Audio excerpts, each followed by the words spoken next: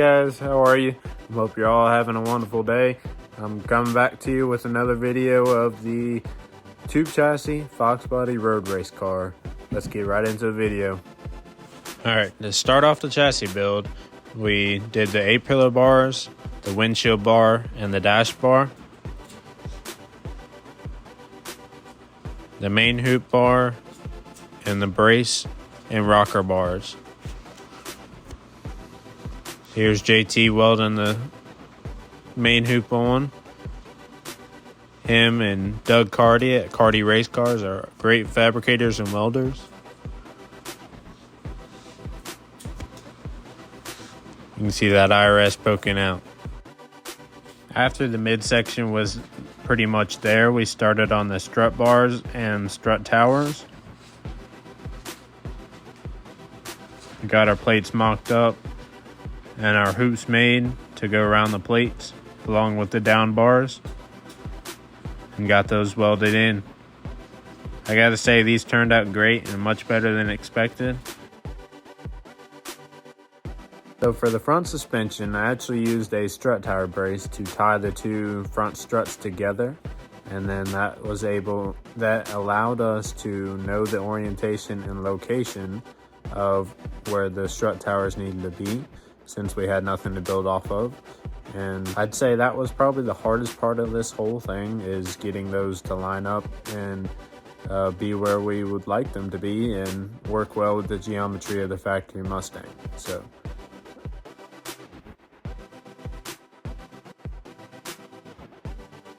I do have to say these were a pain, but man, they turned out good.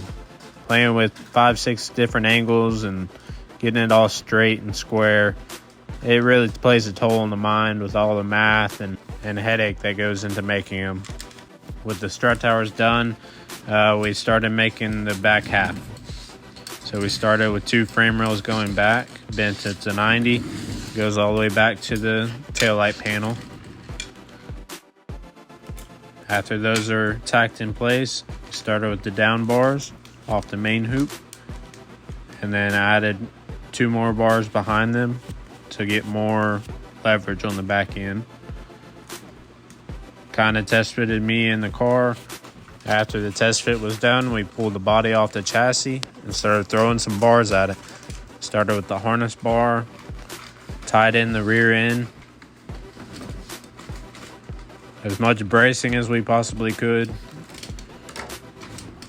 Biggest concern with the car being a tube chassis and having an IRS rear suspension was mounting the IRS to where it cannot go anywhere. So it is solid, solid, solid. And I believe we have done that. We used all big bars and tied it 6 ways from Sunday. So hopefully nothing ever moves. Safety, again, is one of my other biggest concerns, and I mean, this car is stout, and there's no way that anything is moving. I mean, look at all that tube, but you cannot say this thing is not stout.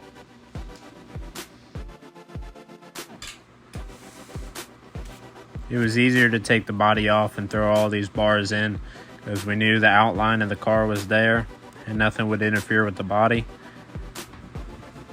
So after we threw some bars in, we cut the flares off the rear of the car in preparation to set it back on the chassis.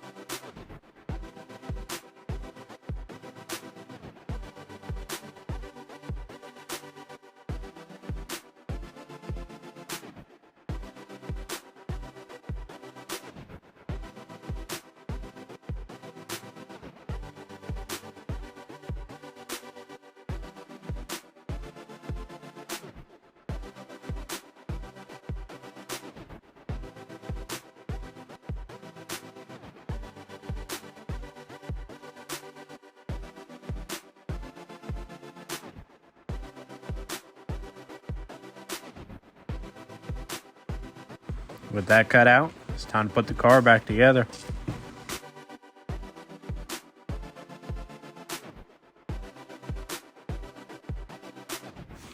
There are a few more bars to go in, but those are all the bars that are hard to reach are there and fully welded out. This thing really looks killer from the back with all the bars poking through. With the car put back together, we started on the good old motor transmission. And you're wondering, what are we gonna go with? That's right, good old LS.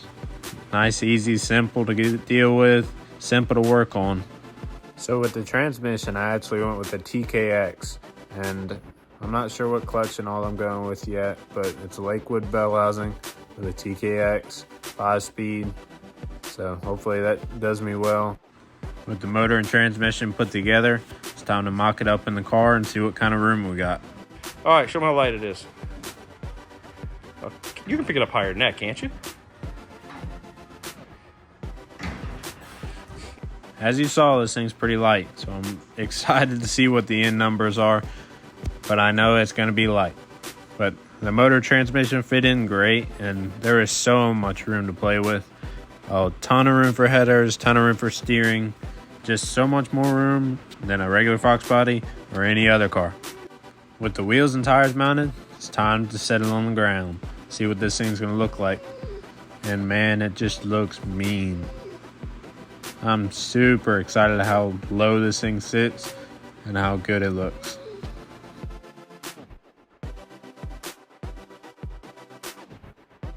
The motor and transmission are now mounted with a motor plate up front, a regular transmission mount in the back, and there will be an engine limiter in the coming future.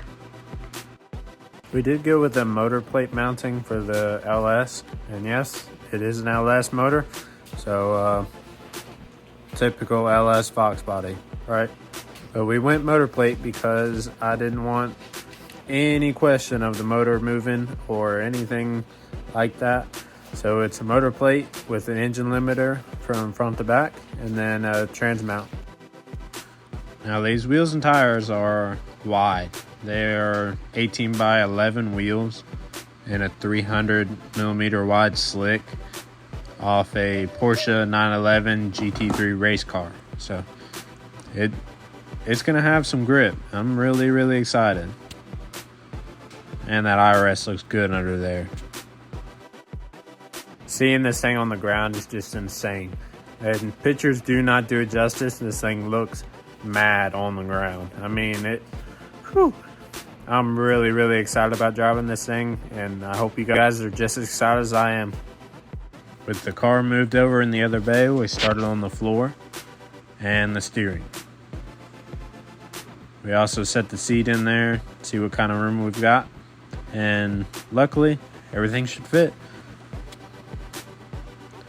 We started the firewall, got the steering wheel mounted with a quick release, and I actually fit pretty well inside, so I'm excited about that. Now that we know everything fits and where we want it to go, we threw the drive shaft loop in, put a removable transmission crossmember in, and welded out. Seeing this thing come together has got me really excited, and I am very dedicated on getting this thing put together and have it ready for next season. So I hope you guys enjoyed, and thanks for watching.